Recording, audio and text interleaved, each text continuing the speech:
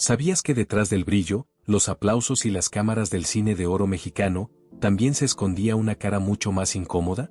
Mientras el público los veía como ídolos intocables, en los foros y camerinos corrían historias de temperamentos violentos, control emocional, manipulación y conductas que hoy serían imperdonables. En este video verás casos donde el poder se usaba como arma, galanes explosivos que no aceptaban un no, comediantes que escondían lo invasivo detrás de la risa, y figuras elegantes que operaban en silencio con ensayos privados, cenas a puerta cerrada y presiones disfrazadas de arte. Y quédate hasta el final, porque el último caso no fue un escándalo ruidoso, sino una sombra calculada que dejó una huella difícil de borrar. Emilio el Indio Fernández fue el genio violento y posesivo. Si Pardavé era un déspota silencioso, Fernández representaba lo contrario, un volcán permanente, imponente y profundamente impredecible. Fue uno de los grandes cineastas del México del siglo XX. Su película María Candelaria ganó en Cannes e incluso se dice que inspiró el físico de la estatuilla del Oscar, alimentando el mito que él mismo ayudaba a construir con orgullo feroz. Pero detrás del prestigio vivía un temperamento abrasivo que imponía respeto y miedo por igual. Participó en la revolución y estuvo preso en Estados Unidos. Esa experiencia endureció su carácter. De regreso en México, su discurso nacionalista se transformaba con facilidad en arrebatos autoritarios cuando el alcohol intervenía. En los rodajes era común verlo montar a caballo entre los sets como si dirigiera un ejército. Si algo no salía como quería, estallaba. Empuñaba un arma, disparaba al aire y exigía silencio absoluto. Nadie dudaba de que hablaba en serio. Le gustaba que lo llamaran el Indio con solemnidad casi ceremonial. Construyó su casa como un bastión, decorada con símbolos patrios y trofeos que reforzaban su imagen de caudillo cultural. Su presencia dominaba habitaciones enteras, voz grave, mirada fija, órdenes secas.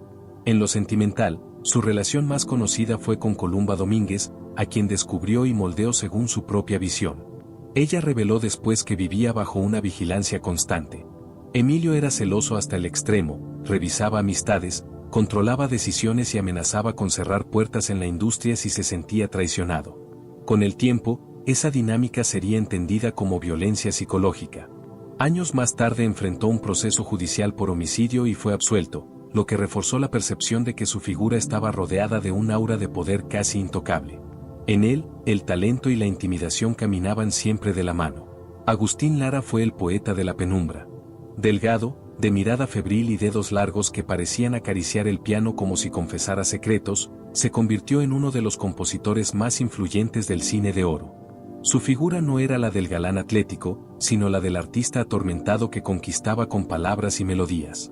Boleros como María Bonita o Noche de Ronda consolidaron su leyenda romántica. Sin embargo, detrás de esa sensibilidad exquisita se movía un carácter complejo, orgulloso y profundamente posesivo.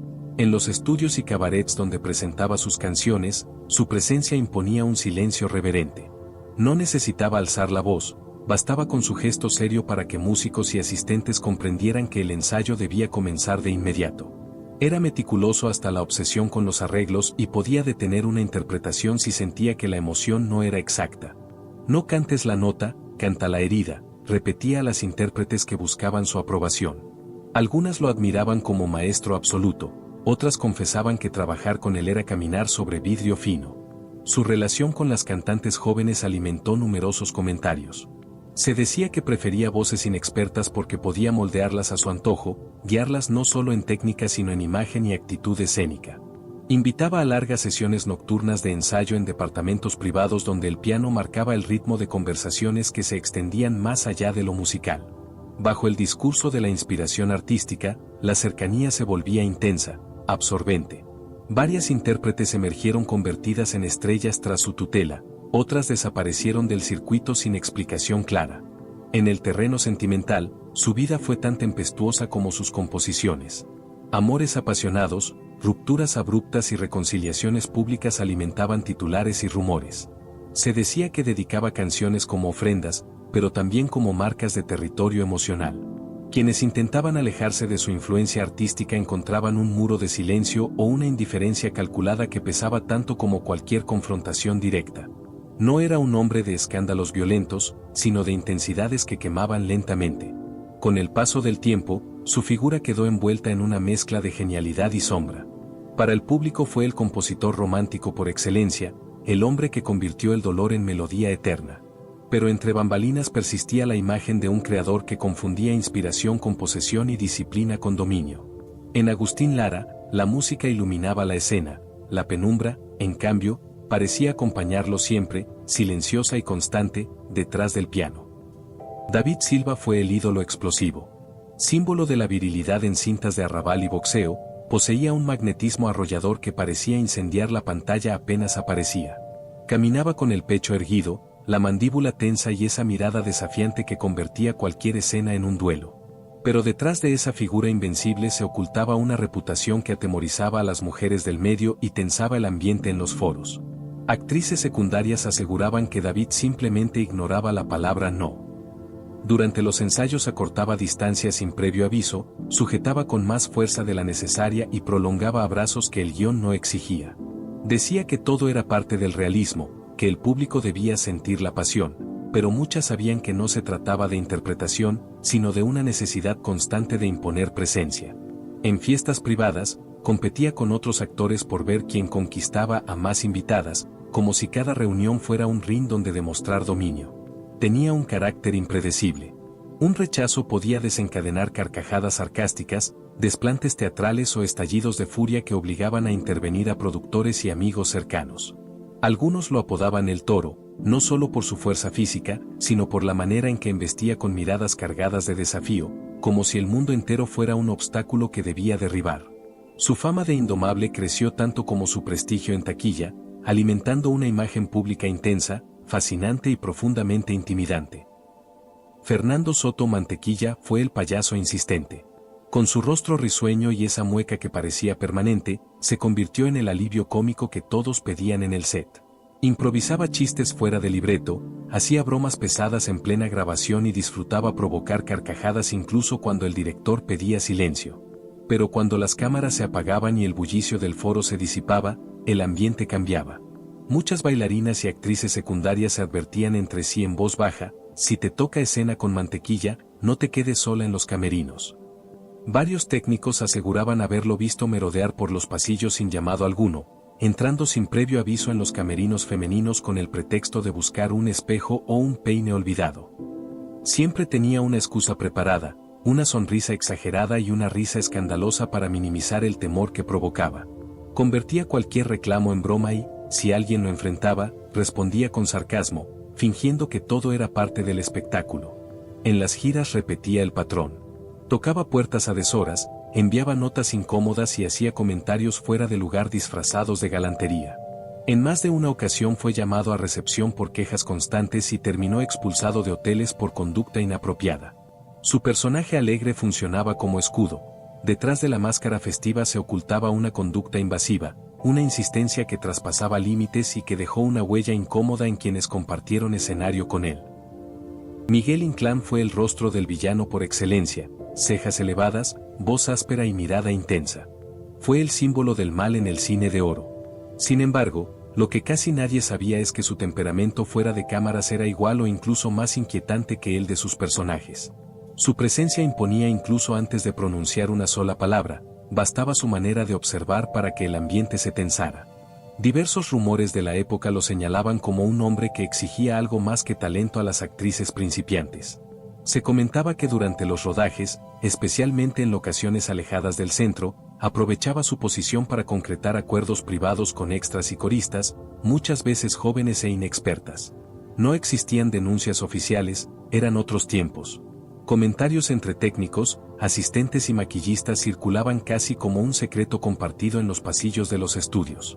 También se decía que disfrutaba alargar los ensayos innecesariamente cuando una escena incluía actrices nuevas, repitiendo tomas con el pretexto de buscar intensidad dramática.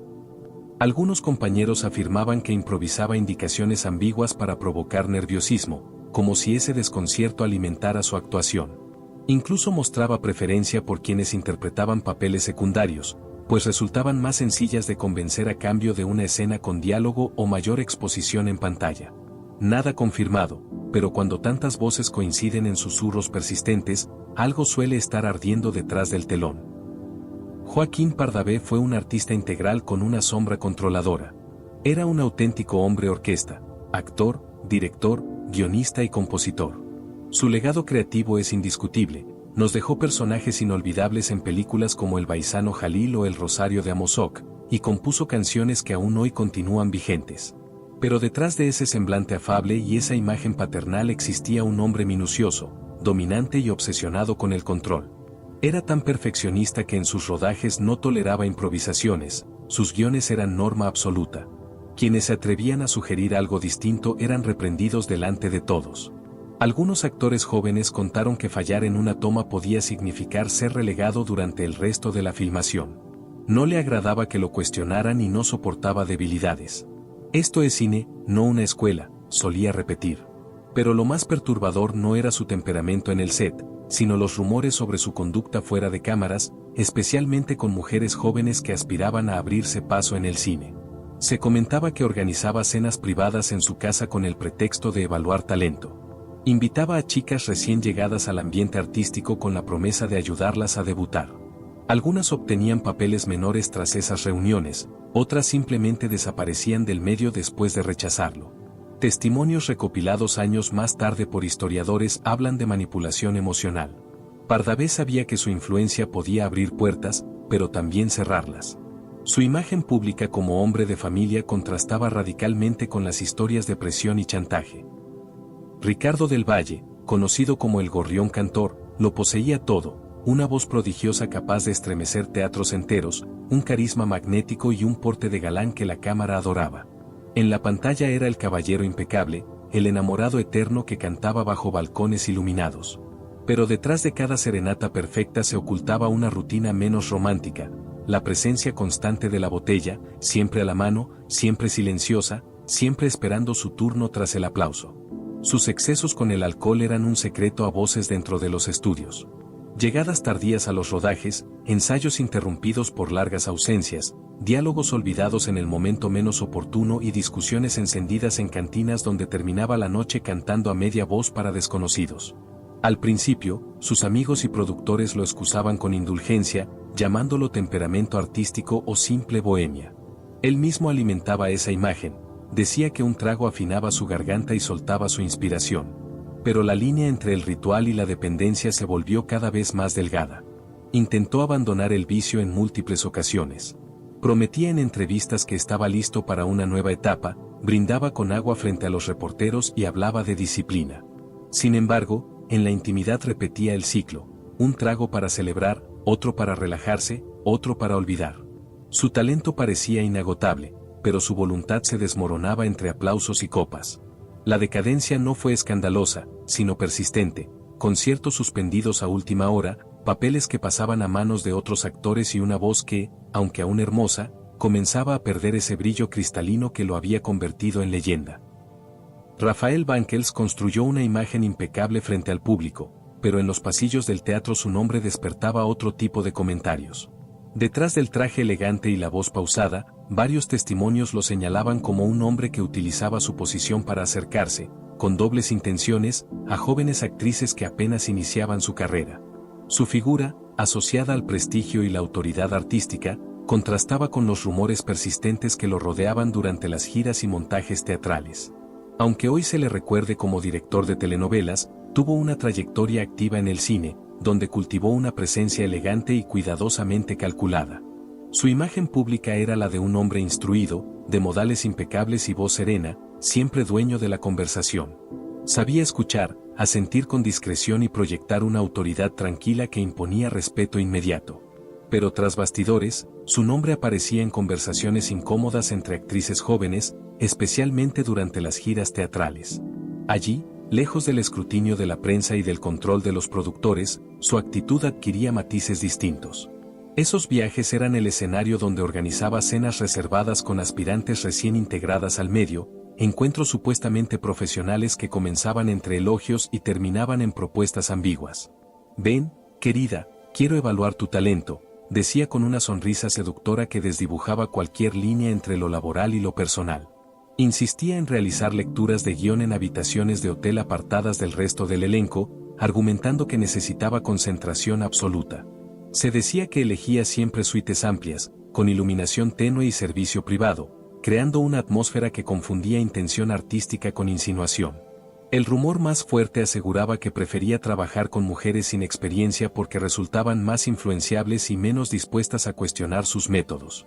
Su estilo combinaba halagos calculados, promesas veladas y una cercanía física que incomodaba a más de una. Un caballero ante las cámaras, impecable en entrevistas y eventos sociales, pero, según los susurros persistentes de la época, un depredador sofisticado que operaba en la penumbra con la misma precisión con la que dirigía una escena. Manuel Noriega era el actor que siempre interpretaba al policía, capataz o guardia sin protagonismo. No era un galán, pero poseía una reputación que infundía temor entre bastidores. Varias actrices de reparto lo señalaban como insistente y directo, especialmente con las jóvenes que iniciaban su carrera. Se movía por el set con una seguridad exagerada, como si cada rincón del estudio le perteneciera. Saludaba con una sonrisa apenas dibujada y una mirada que examinaba demasiado.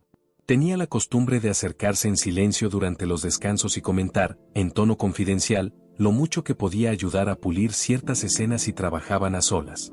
Sus palabras nunca eran explícitas, pero la intención quedaba flotando en el aire. Se decía que proponía ensayos privados para mejorar la química en pantalla e incluso ofrecía obsequios a cambio de favores personales. Técnicos y peinadoras lo apodaban en voz baja el coleccionista, ya que supuestamente conservaba fotografías y recuerdos íntimos de muchas mujeres que pasaban por el set. Guardaba esos objetos en sobres marcados con fechas y nombres, según murmuraban quienes aseguraban haber visto parte de su archivo secreto. También tenía la manía de presentarse como protector ante directores y productores, insinuando que podía facilitar oportunidades o bloquearlas con la misma facilidad. Nunca levantaba la voz ni provocaba escenas públicas, su estilo era más calculado, casi administrativo. Nunca ocupó titulares por escándalos, pero su nombre siempre aparecía cuando se preguntaba quién era el actor que mejor sabía manipular desde las sombras. Julio Villarreal fue el mentor manipulador, distinguido, refinado y dueño de una conversación intelectual que envolvía a cualquiera que se sentara frente a él. Su voz pausada y su mirada calculadora proyectaban autoridad. Se le consideraba un patriarca, un consejero imprescindible en los círculos teatrales, un faro de sabiduría al que muchos acudían en busca de guía. Pero en la intimidad de su casona en Coyoacán, tras las puertas altas y los ventanales cubiertos con pesadas cortinas, se narraba una historia muy distinta. Muchos aseguraban que los fines de semana allí eran de todo menos apacibles. Actrices jóvenes y aspirantes eran invitadas a reuniones privadas bajo la promesa de recomendaciones y futuros papeles. La velada comenzaba con vino, tertulia y elogios cuidadosamente calculados. Después, las reglas cambiaban. Se imponían dinámicas poco habituales, juegos psicológicos donde él marcaba el ritmo y el tono. Los rumores hablaban de prácticas que no tenían nada que ver con la actuación, sino con la obediencia y el control emocional. Utilizaba su prestigio como moneda de presión. Exigía pruebas de confianza que solían transformarse en ejercicios de sumisión simbólica, silencios forzados, confesiones íntimas, retos diseñados para medir hasta dónde llegaba la lealtad. Era un experto en la manipulación sutil, en hacer sentir privilegiadas a sus invitadas mientras estrechaba el cerco. Quien dudaba, quedaba fuera. Quien cedía, quedaba atrapada en una red invisible que podía impulsarla, o borrarla del mapa artístico sin dejar rastro. En pantalla era el galán impecable, pero fuera del set, Tito Junco acumuló historias que hablaban menos de romance y más de control. Bajo la imagen del caballero de voz profunda, comenzaron a circular versiones que lo retrataban como un hombre que convertía su prestigio en herramienta de presión. Su carrera incluyó cerca de 200 películas y colaboraciones con Luis Buñuel en La muerte en este jardín y El ángel exterminador, pero lo que más inquieta no está en los créditos, sino en los pasillos y camerinos donde ejercía su influencia con precisión calculada. Tito Junco era el galán serio de voz profunda, un caballero del celuloide según la prensa de la época. Su porte impecable, el bigote perfectamente delineado y esa mirada fija que parecía atravesar a quien tuviera enfrente alimentaban su imagen de hombre elegante y contenido. Sin embargo, detrás de esa compostura se tejían relatos mucho más oscuros. Algunos testimonios lo describían como un estratega del deseo, alguien que estudiaba los silencios y las inseguridades de sus compañeras antes de avanzar un paso más. Durante sus giras teatrales, más de una actriz terminaba hospedada en la misma pensión donde él elegía instalarse. Decía que la cercanía facilitaba la concentración del elenco, pero una vez ahí, buscaba cualquier excusa para reducir la distancia, indicaciones susurradas demasiado cerca, manos que permanecían un segundo extra sobre el hombro, roces que se justificaban como descuidos inevitables del oficio. Según biografías no oficiales, proponía ensayos nocturnos en habitaciones alquiladas para construir química y pulir escenas intensas lejos de miradas indiscretas. También se hablaba de un archivo personal celosamente guardado, fotografías supuestamente tomadas como referencia actoral, imágenes íntimas que, bajo su argumento, servían para estudiar gestos y posturas. Para muchos, aquello no era más que una herramienta de control disfrazada de profesionalismo. Un juego retorcido de poder, calculado y silencioso, que contrastaba brutalmente con la fachada intachable del caballero que el público creía conocer. Eduardo Arosamena fue el intelectual cuestionable. Actor, escritor y académico, su sola presencia imponía respeto y una admiración casi automática. Vestía con una sobriedad calculada, hablaba con voz pausada y citaba autores clásicos como si los llevara memorizados en la sangre.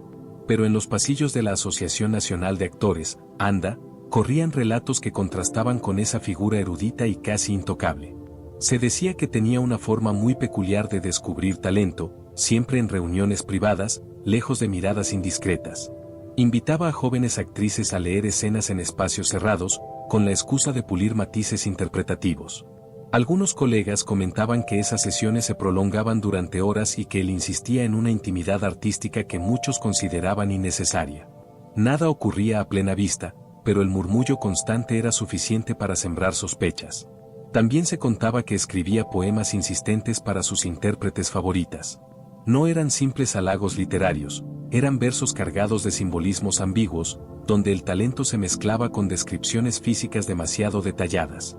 Varias actrices recibían esos textos como si fueran una distinción especial, aunque otras confesaban sentirse incómodas por el tono posesivo y por la insistencia con la que pedía una respuesta o una lectura compartida. Años después, fragmentos de sus diarios personales salieron a la luz. En ellos hablaba de la pureza del arte encarnada en un cuerpo sin malicia, frase que hoy resulta inquietante y que muchos interpretaron como una racionalización peligrosa. Su prestigio funcionó durante décadas como una coraza elegante. Nadie quiso enfrentarlo abiertamente mientras vivía, y esa aura académica terminó siendo su mejor escudo. Carlos López Moctezuma fue el villano elegante. Alto, de mirada fría y voz perfectamente modulada, imponía respeto apenas cruzaba el set. En pantalla humillaba a los protagonistas con una serenidad casi aristocrática, fuera de ella, conservaba esa misma actitud dominante que descolocaba a más de uno.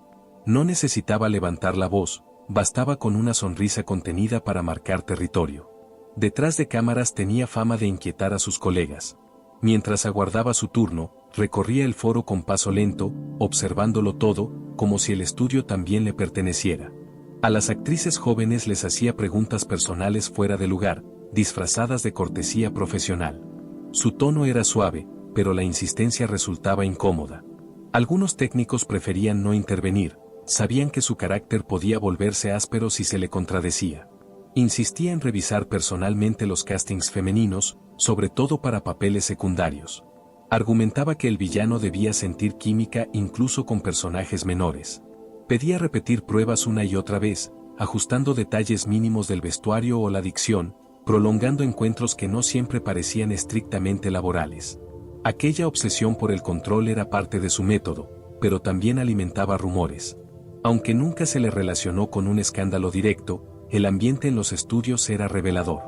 Lo admiraban por su talento impecable y su disciplina casi militar, pero las actrices evitaban quedar a solas con él en camerinos o pasillos cerrados. Como se murmuraba en voz baja, entre maquillaje y luces encendidas, con ese, mejor no quedarse a solas. Arturo de Córdoba fue el seductor enigmático. Dueño de una voz grave y envolvente, mirada melancólica y porte impecable, encarnó al hombre atormentado, elegante y moralmente ambiguo del cine de oro. Su presencia en pantalla irradiaba sofisticación, trajes perfectamente cortados, cigarrillo entre los dedos y silencios que decían más que cualquier diálogo. Películas como Él o En la palma de tu mano consolidaron su imagen de galán complejo, refinado y profundamente psicológico. Pero fuera de cámaras, su carácter no siempre era tan sereno como sugería su figura pública.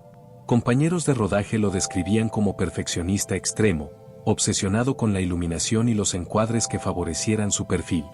Podía repetir una escena innumerables veces y sentía que su expresión no alcanzaba la intensidad deseada. Esa búsqueda constante de control no solo se limitaba a lo técnico, también se extendía a la dinámica con sus compañeras de escena. Actrices jóvenes contaban que Arturo prefería ensayar a solas los momentos más íntimos del guión, argumentando que necesitaba construir una verdad emocional lejos de distracciones. Durante esas sesiones privadas, su trato podía volverse absorbente, casi hipnótico. Hablaba en tono bajo, sostenía la mirada más de lo habitual y sugería ajustes físicos mínimos, una mano más alta, un acercamiento distinto, que prolongaban el contacto innecesariamente. Siempre bajo el discurso artístico, siempre envuelto en sofisticación.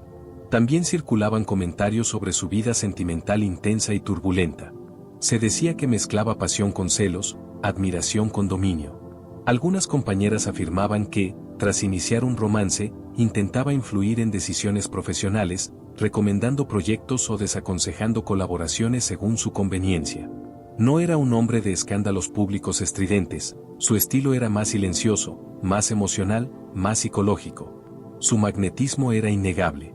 Muchos lo admiraban profundamente por su talento y disciplina, otros preferían mantener distancia prudente.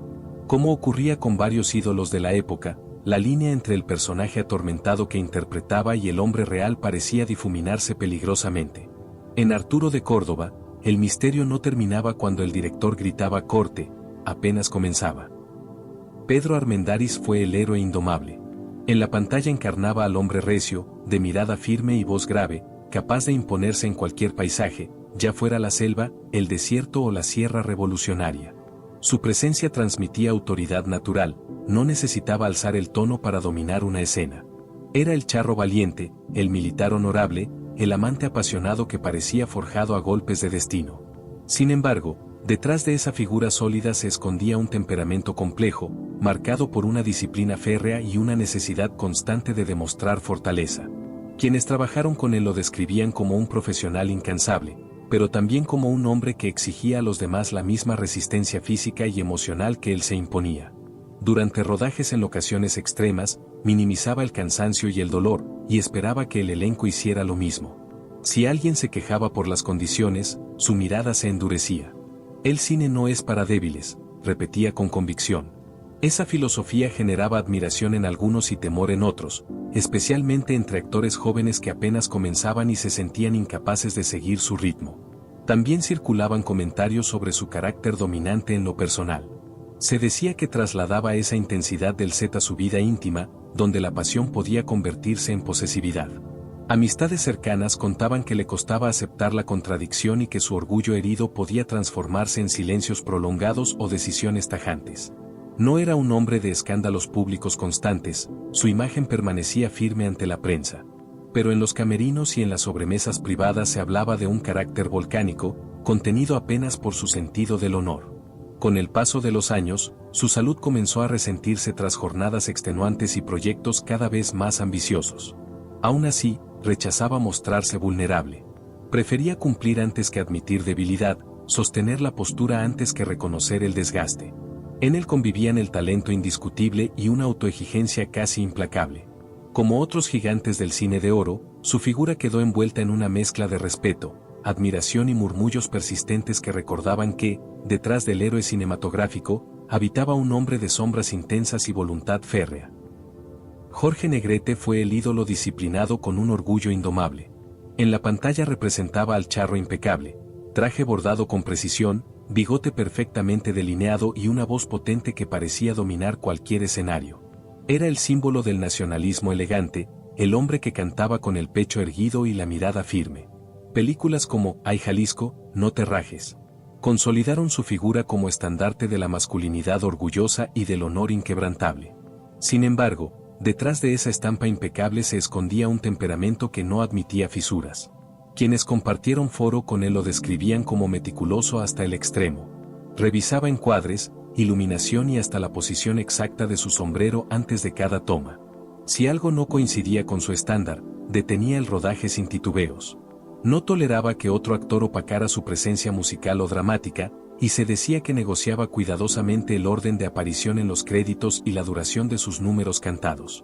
Para algunos era profesionalismo, para otros, una necesidad constante de reafirmar su jerarquía. En el ámbito sindical también ejercía influencia firme. Como figura central en la Asociación Nacional de Actores, defendía con pasión los derechos del gremio, pero su liderazgo no estaba exento de fricciones. Podía ser diplomático en público y severo en privado. Actores jóvenes recordaban reuniones donde su voz, grave y autoritaria, marcaba la línea sin dejar demasiado espacio para la réplica. La disciplina que exigía no era sugerencia, era mandato. En lo personal, su orgullo resultaba igualmente intenso. Las historias sobre sus romances hablaban de un hombre apasionado, pero también celoso de su imagen y de su posición. No soportaba el ridículo ni la deslealtad. Un comentario fuera de lugar podía transformarse en distanciamiento inmediato.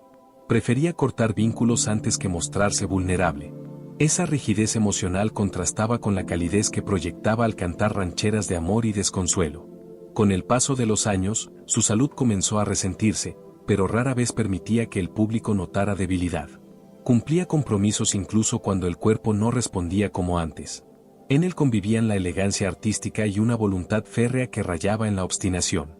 Como otros colosos del cine de oro, Jorge Negrete dejó una figura monumental en la memoria colectiva, admirada, respetada y rodeada de relatos que recuerdan que, detrás del charro perfecto, existía un hombre orgulloso hasta el último aliento. Roberto Cañedo fue el galán correcto que, según los murmullos del medio, escondía una faceta mucho más calculadora tras su imagen intachable. En la pantalla encarnaba al hombre íntegro y confiable.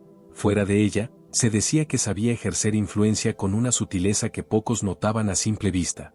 Su figura representaba estabilidad y decoro, pero en los pasillos de los estudios su nombre aparecía en conversaciones que no siempre coincidían con ese retrato impecable. Sin embargo, detrás de esa compostura impecable se comentaba otra faceta menos luminosa. Técnicos veteranos recordaban que su serenidad podía tornarse fría cuando algo escapaba a su control. No levantaba la voz, pero sabía ejercer presión con silencios prolongados y miradas que descolocaban. Si una actriz joven no alcanzaba el matiz emocional que él consideraba adecuado, pedía repetir la escena una y otra vez, siempre bajo el argumento de proteger la calidad. Algunos interpretaban ese perfeccionismo como profesionalismo, otros, como una forma elegante de dominio. Durante rodajes en provincia, lejos de la supervisión constante de productores, se decía que organizaba reuniones privadas para repasar el libreto. Invitaba a actrices debutantes a conversar sobre construcción de personaje en espacios apartados del resto del elenco. No había escándalos abiertos ni escenas públicas, pero el patrón se repetía lo suficiente para alimentar murmullos persistentes. Su estilo no era invasivo ni ruidoso, era metódico, calculado, casi pedagógico. Hablaba de disciplina, de compromiso artístico, de entrega emocional, y en ese discurso envolvente algunos sentían que la línea entre mentor y controlador se volvía difusa. También circulaba la versión de que influía discretamente en decisiones de reparto. No pedía cambios de forma explícita, sugería ajustes por coherencia dramática.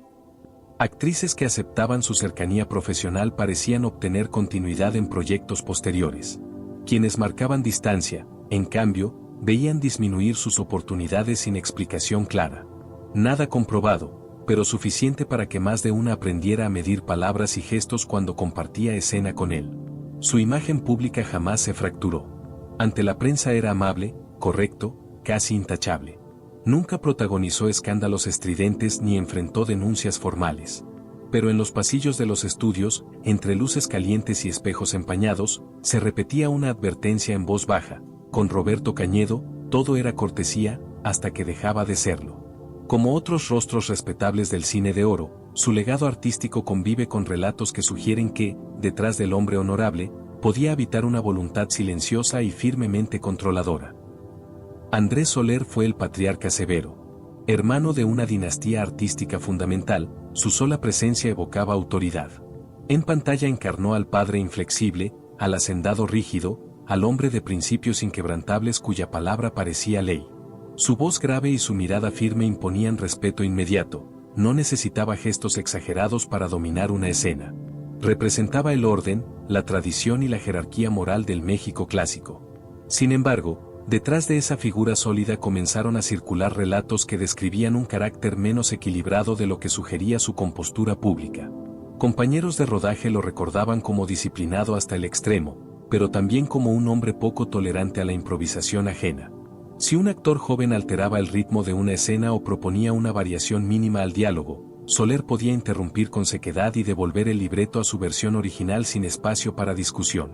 El texto se respeta, repetía con firmeza. Para algunos era coherencia profesional, para otros, una manera sutil de reafirmar su posición dentro del elenco. En el trato con actrices novatas, su estilo era más psicológico que evidente. No levantaba la voz ni recurría a gestos invasivos, prefería ejercer influencia a través de la evaluación constante. Observaba en silencio, hacía pausas prolongadas antes de emitir juicio y ofrecía comentarios ambiguos que podían interpretarse como consejo o advertencia.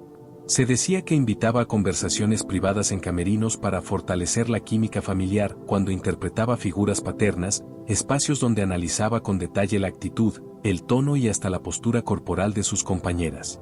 Nada explícito, pero lo suficientemente insistente como para generar incomodidad. También circulaba la versión de que intervenía discretamente en decisiones de reparto cuando sentía que alguien no encajaba con su visión tradicional del personaje.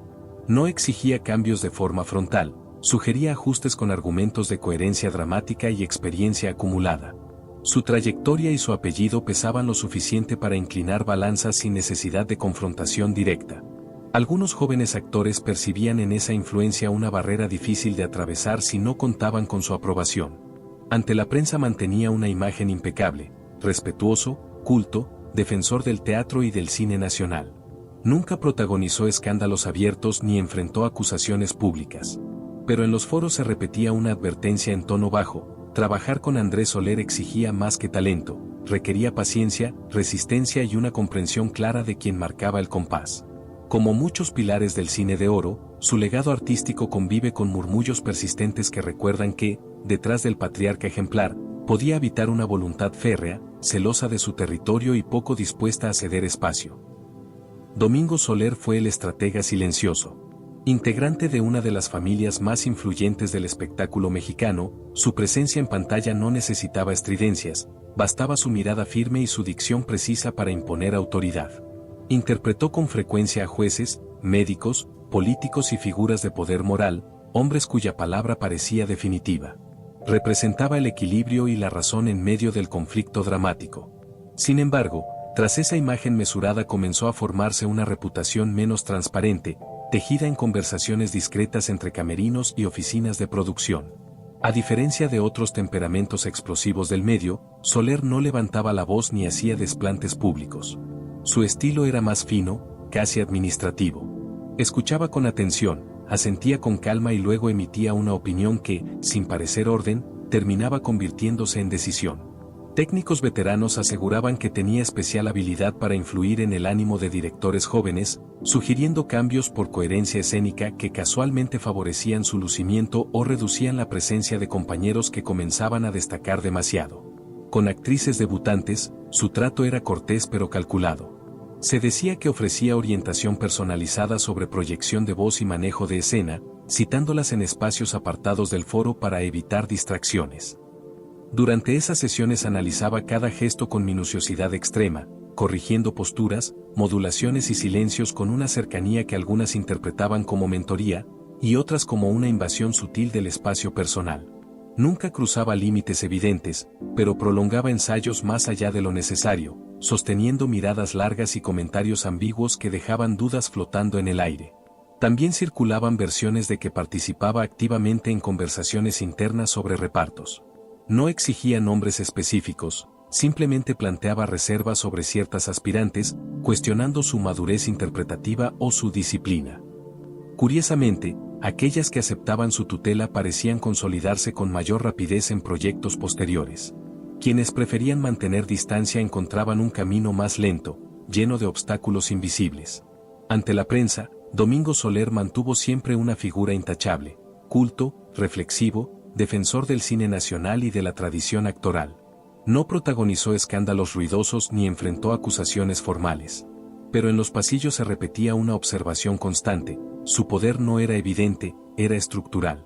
No necesitaba intimidar, le bastaba con sugerir. Como otros pilares del cine de oro, su legado artístico permanece sólido, aunque acompañado por esos murmullos persistentes que recuerdan que, detrás del caballero prudente, podía habitar un estratega cuidadoso, dueño de una influencia tan discreta como determinante. Fernando Fernández fue el romántico impecable que escondía una rigidez casi obsesiva detrás de su sonrisa suave y su voz aterciopelada. En la pantalla encarnaba al enamorado ideal, al caballero que cantaba boleros con una sensibilidad que parecía auténtica y desarmante. Su figura transmitía ternura, compostura y un aire de serenidad que contrastaba con los personajes impulsivos de otros galanes de la época. Sin embargo, tras esa imagen delicada comenzó a circular una reputación menos armónica, tejida en conversaciones discretas entre músicos, asistentes y actrices jóvenes que coincidieron con él en foros y escenarios. Quienes trabajaron a su lado lo describían como perfeccionista hasta el extremo. No solo exigía afinación exacta y dicción impecable, también supervisaba el encuadre que captara mejor su perfil y la iluminación que favoreciera la expresión de sus ojos. Podía repetir una escena musical innumerables veces y consideraba que la emoción no era pura. Ese estándar elevado generaba admiración, pero también desgaste. Algunos técnicos comentaban que, cuando la cámara se apagaba, su paciencia se reducía notablemente y el tono amable daba paso a indicaciones frías y directas. En el trato con intérpretes novatas, su método adquiría matices más ambiguos. Invitaba a ensayar canciones en privado bajo el argumento de construir una conexión auténtica antes de filmar. Durante esas sesiones, analizaba cada gesto, cada respiración y cada pausa con una cercanía que algunas consideraban mentoría exigente y otras, una forma de control emocional. Sostenía la mirada más de lo habitual y sugería ajustes mínimos en postura o proximidad que prolongaban el contacto físico bajo el discurso artístico. También se murmuraba que influía discretamente en decisiones de reparto musical. No imponía nombres, pero expresaba reservas sobre ciertas voces que, curiosamente, dejaban de ser consideradas tras su opinión. Las cantantes que aceptaban su guía solían obtener mayor visibilidad en números conjuntos. Quienes marcaban límites veían disminuir su participación sin explicación evidente. Nunca hubo escándalos públicos ni denuncias abiertas, y su imagen ante la prensa permaneció intacta, educado, sensible y profundamente profesional. Con el tiempo, su legado quedó asociado a baladas inolvidables y a una presencia escénica refinada. Pero en los pasillos persistía una advertencia sutil. Trabajar con Fernando Fernández implicaba comprender que la dulzura proyectada en pantalla convivía con una necesidad constante de control fuera de ella. Como tantos ídolos del cine de oro, su figura permanece admirada, aunque acompañada por esos murmullos que recuerdan que la armonía visible no siempre revela toda la partitura. Y como estas, hubo muchas más conductas turbias que el brillo del cine de oro intentó disfrazar con aplausos y alfombras rojas. Historias que durante años se maquillaron con fama, carisma y éxito, mientras la verdad quedaba detrás del telón. Así que suscríbete y no te pierdas los próximos videos, porque todavía quedan secretos incómodos, excesos ocultos y nombres que cambiaron para siempre la imagen de una época que parecía intocable.